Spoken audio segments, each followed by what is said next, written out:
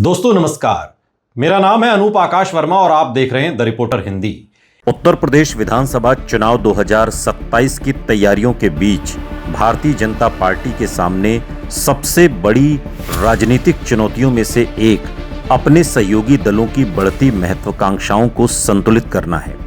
2022 के विधानसभा चुनाव में बीजेपी के नेतृत्व वाले एनडीए ने बड़ी जीत हासिल की थी, लेकिन उस जीत में सहयोगी दलों विशेष रूप से अपना दल एस और निषाद पार्टी की भी महत्वपूर्ण भूमिका रही थी।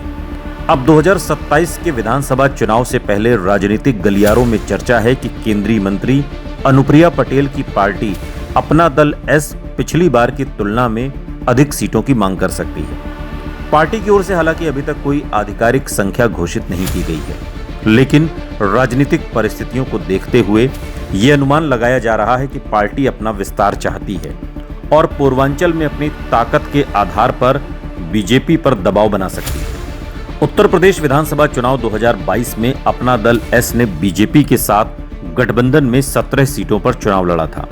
इनमें से पार्टी ने 12 सीटों पर जीत दर्ज की थी, जो लगभग 70% से अधिक की सफलता दर थी। यही आंकड़ा आज अनुप्रिया पटेल की राजनीतिक ताकत का सबसे बड़ा आधार माना जा रहा है। अपना दल एस का प्रभाव मुख्य रूप से कुर्मी समुदाय के बीच है, जो उत्तर प्रदेश की सबसे प्रभावशाली पिछड़ी जातियों में गिना जाता है। कुर्मी मतदाता विशेष रूप से पूर्वांचल, प्रयागराज क्षेत्र, मिर्जापुर मंडल, वाराणसी मंडल और आसपास के क्षेत्रों में निर्णायक भूमिका निभाते हैं। बीजेपी ने 2014 के बाद से गैर यादव पिछड़ी जातियों को अपने साथ जोड़ने की जो रणनीति बनाई थी, उसमें अपना दल एस एक महत्वपूर्ण सहयोगी बनकर उभरा। अनुप्रिया पटेल की राजनीतिक ताकत केवल सीटों की संख्या तक सीमित नहीं है। उनकी वास्तविक शक्ति उन क्षेत्रों में है जहां कुर्मी मतदाता 8 से 20% तक की संख्या में मौजूद हैं और चुनावी परिणामों को प्रभावित कर सकते हैं। यही कारण है कि बीजेपी भी उन्हें केवल एक छोटे सहयोगी दल के रूप में नहीं देखती। 2024 के लोकसभा चुनाव में भी अपना दल एस एनडीए का हिस्सा रही और उसने अपना राजनीतिक महत्व बनाए रखा। हालांकि पार्टी का प्रभाव पूरे उत्तर प्रदेश में समान नहीं है, लेकिन पूर्वांचल में कई सीटों पर उसका संगठन और सामाजिक आधार मजबूत माना जाता है। यदि 2027 के चुनाव को ध्यान में रखते हुए उन लगभग 20 विधानसभा क्षेत्रों की बात करें जहां अपना दल एस अपेक्षाकृत मजबूत दावेदारी पेश कर सकती है, तो उसमें रोहनिया वाराणसी की सीट, सेवापुरी वाराणसी की सीट, मड़िहान मिर्जापुर की सीट, चुनार मिर्जापुर की सीट, मिर्जापुर सदर पटेहरा क्षेत्र से प्रभावित इलाके, कौशाम्बी की सिराथू सीट, प्रयागराज की हंडिया सीट, प्रयागराज की फूलपुर सीट, प्रयागराज की प्रतापपुर सीट, जौनपुर की सोराव क्षेत्र केराकत, जौनपुर की मछली शहर, फतेहपुर की मुंगरा बादशाहपुर, जहानाबाद, बिंद की रामपुर खास के आसपास प्रभाव वाले क्षेत्र, भदोही की ज्ञानपुर, औराई सीट और रॉबर्ट्सगंज से जुड़ी कुछ सीटें शामिल की जा सकती हैं। इन सभी सीटों पर पार्टी की स्थिति समान रूप से मजबूत नहीं है, लेकिन सामाजिक आधार, स्थानीय नेतृत्व और गठबंधन गणित के कारण उन्हें संभावित प्रभाव क्षेत्र माना जाता है। यहां यह समझना जरूरी है कि अपना दल एस की ताकत केवल कुर्मी वोट तक सीमित नहीं है।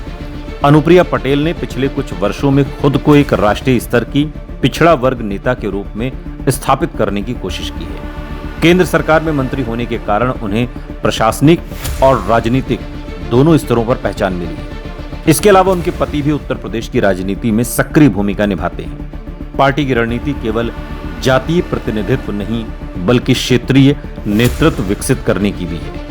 2027 के चुनाव से पहले बीजेपी की चिंता का कारण यही है कि एनडीए के कई सहयोगी दल अपनी राजनीतिक हैसियत बढ़ाकर देख रहे हैं। राष्ट्रीय लोकदल पश्चिमी उत्तर प्रदेश में अधिक सीटें चाहता है, निषाद पार्टी अपनी हिस्सेदारी बढ़ाने की कोशिश कर रही है और अपना दल एस भी अपने 2022 के प्रदर्शन का हवाला देकर अधिक सीटों की मांग कर सकती है। बीजेपी के लिए समस्या यह है कि सहयोगियों को अधिक सीटें देने का अर्थ होगा कि उसे अपनी कुछ मौजूदा सीटें छोड़नी पड़ेंगी। बीजेपी आमतौर पर ऐसी सीटें छोड़ने से बचती है जहां उसके विधायक जीत कर आए हैं। अनुप्रिया पटेल की राजनीतिक हैसियत का एक और महत्वपूर्ण पहलू यह है कि उनका वोट बैंक पूरी तरह बीजेपी में विलीन नहीं हुआ है। कई क्षेत्रों में मतदाता अपना दल एस और बीजेपी को अलग अलग पहचान के साथ देखते हैं। यही वजह है कि बीजेपी गठबंधन में उनकी उपयोगिता बनी हुई है। यदि भविष्य में किसी कारण से अपना दल एस अलग रास्ता चुनता है तो पूर्वांचल के कुछ क्षेत्रों में बीजेपी को नुकसान उठाना पड़ सकता है। हालांकि वर्तमान परिस्थितियों में ऐसा कोई संकेत नहीं है और दोनों दल के बीच गठबंधन मजबूत दिखाई देता है। 2027 के विधानसभा चुनाव में यदि अपना दल एस को 17 से अधिक सीटें मिलती हैं तो पार्टी का लक्ष्य संभवतः 15 या उससे अधिक सीटें जीतने का होगा। पार्टी की रणनीति उन क्षेत्रों पर केंद्रित रहेगी जहां कुर्मी मतदाता निर्णायक संख्या में हैं और जहां बीजेपी के साथ गठबंधन का अतिरिक्त लाभ भी मिल सकता है। इसके साथ ही पार्टी महिलाओं, पिछड़े वर्गों और युवाओं के बीच अपनी पहचान मजबूत करने की कोशिश करेगी। कहा जा सकता है कि अनुप्रिया पटेल और अपना दल एस आज उत्तर प्रदेश की राजनीति में एक महत्वपूर्ण क्षेत्रीय शक्ति हैं। 2022 में 17 सीटों पर लड़कर 12 सीटें जीतना उनकी राजनीतिक क्षमता का प्रमाण था। पूर्वांचल में कुर्मी समुदाय के बीच उनका प्रभाव उन्हें बीजेपी के लिए एक मूल्यवान सहयोगी बनाता है। यही कारण है कि 2027 के चुनाव से पहले सीट बंटवारे की बातचीत में उनका कद केवल सीटों की संख्या से नहीं बल्कि सामाजिक प्रभाव, क्षेत्रीय ताकत और चुनावी उपयोगिता से तय होगा। यदि पार्टी अपने पारंपरिक आधार को बनाए रखने में सफल रहती है तो 2027 में भी वो एनडीए की राजनीति में महत्वपूर्ण भूमिका निभा सकती है और पूर्वांचल की कई सीटों पर जीत की दावेदार बन सकती है।